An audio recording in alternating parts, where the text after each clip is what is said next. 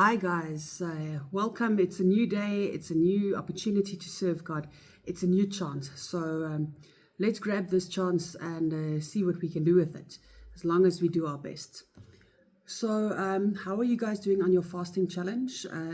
Have you been able to cut out that one little sugar that you need every single day?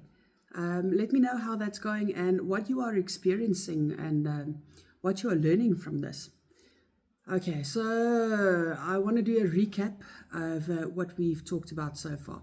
So first we've done portion control. Then we talked about what to eat in general, about what to eat. Then we talked a bit about the effect of sugar and then sugar addiction and how bad that is. Okay, so today I want to move on and explain to you why these four things are important. Why do we need to know these basic four things? And why it's important to take care of our bodies. So let's dive in.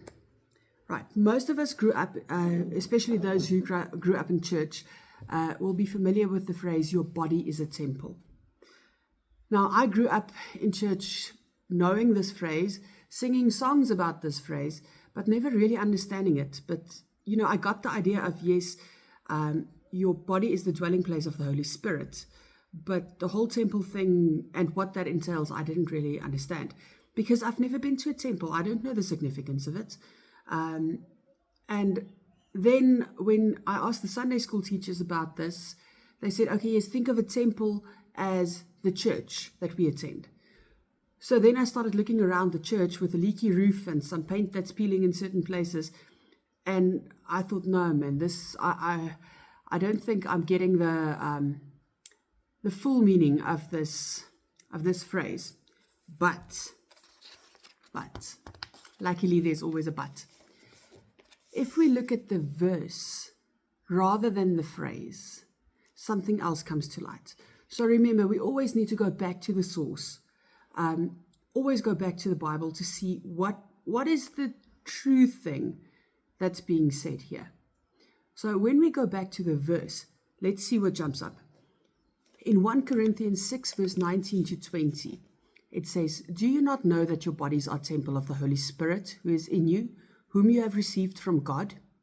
Okay, so that's the part we like to teach people, and which is fair. The Holy Spirit is dwelling inside of us.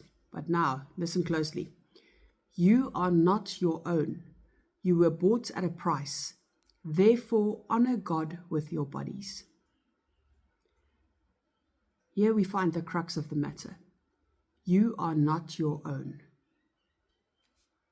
I am only a steward or a caretaker of this body. My body is not my own. It's almost as if it's a rental, and I know I can't pay the price, so luckily Jesus paid the price for me. But my body is not my own. I'm only the caretaker. So I want you to start thinking differently. We must change the way we think. And what comes to light here, if you think about it, is we are not spiritual, we are not physical beings that sometimes have spiritual experiences when we go to church, when we're praying. That is not the truth. The truth is we are spiritual beings that are having a physical experience. We are spiritual beings placed in a physical body. When the physical body dies, the spiritual being continues and then goes to heaven, goes to be with Jesus. So I'm going to repeat that. We are spiritual beings having a physical experience. Right, so once again, we must take care of this body. It is not ours. So if we look at it this way, like I said now before, we are only stewards, we are caretakers. The next thing that springs to mind for me is the parable about the talents. So for those of you who are not familiar with the story, I'll give a very brief summary. So a master was planning to go on a very long journey, and he got all of his servants together and he entrusted his possessions, his belongings, to those servants. So entrusting it to them, he was basically saying, do with this as I would have done. And to the first servant, he gave 5 talents. To the second servant, he gave 2 talents. And to the last servant, he only gave 1.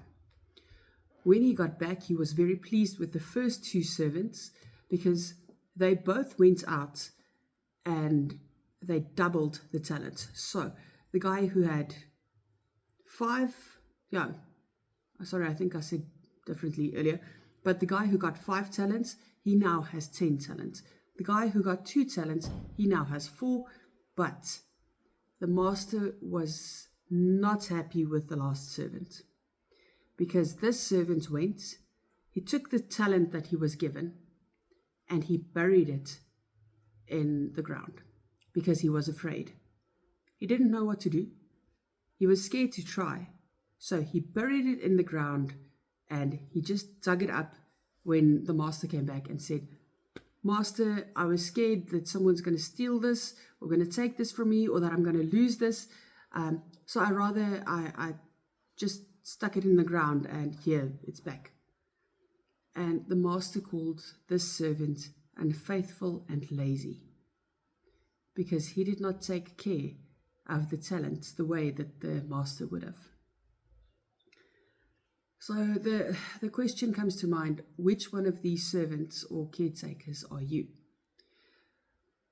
Are you improving or taking good care of your body? And taking care of your body means good nutrition and movement. Yes, there's things like shelter and so on as well, but I'm not talking about the basic needs for survival. I'm talking about really taking care of your body. So are you including movement and proper nutrition? Are you really taking care of your body? Or are you doing what the last servant did and sticking your head in the ground, claiming, I didn't really know what to do. I'm uncertain, so I'm rather just going to do nothing and, continue mindlessly. So if you're doing what the last servant is doing, I've got very bad news for you. After today, and after watching this video, you can't say you didn't know anymore. You can't claim ignorance and said you rather did nothing because indecision or inaction is a decision. So it's you deciding not to do something, not to find out. So I'm coming back to the question, which one of these caretakers are you? So I'm going to leave you on that note for today. And I'm going to say goodbye. And as always, remember, you are fearfully and wonderfully made.